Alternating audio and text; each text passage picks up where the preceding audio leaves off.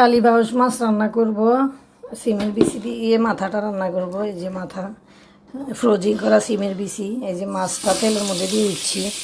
তেল গরম হয়ে গিয়েছে, মাছের মাথাটা দিয়ে সিমের বিচি মানে খেসারি রান্না করব, আর মাছগুলো দিয়ে চিচিঙ্গা রান্না করব।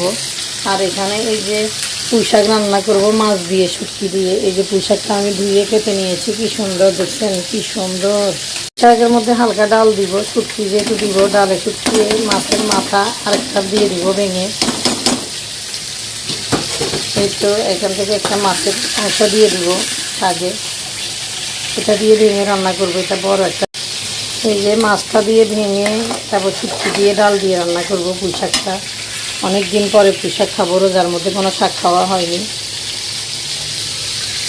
এখন ডালটা হালকা ফুটে আসলে শাকটা দিয়ে দিব। এই যে ফাইসা শুটকি দিয়ে দিচ্ছি, মাগিয়ে লাগবেন মাছ এটারে।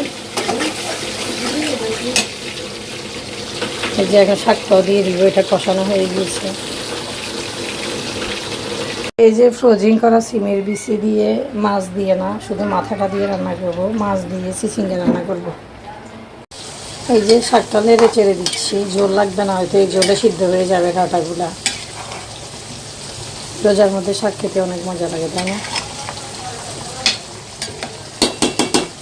এই যে মাথাটা এখন দিয়ে দিব মশলার মধ্যে। আমার মশলা কষানো হয়ে গিয়েছে,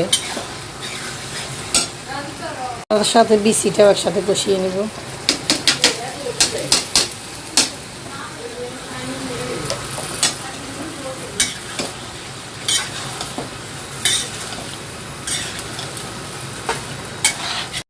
খেসারিটা আমার কষানো হয়ে গিয়েছে, এখন রান্না ঝোল দিয়ে দিব। যেহেতু ফ্রোজিং করা, এত বেশি কষানো লাগবে না, ঝোলও বেশি লাগবে না।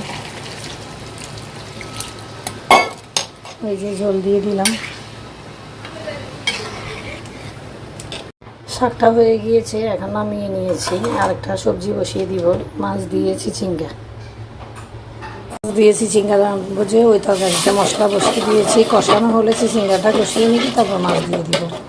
চিচিঙ্গা দিয়ে মাছের তরকারি বসিয়ে দিয়েছি, কষানো হলে তারপর দিব চিচিঙ্গাটা।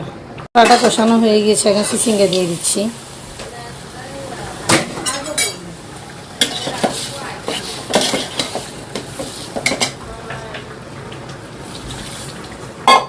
কষানো জল দিয়ে দিচ্ছি।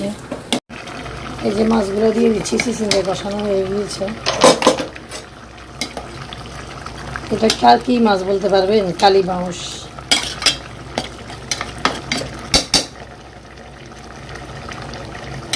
এই যে রান্না জল দিয়ে দিচ্ছি।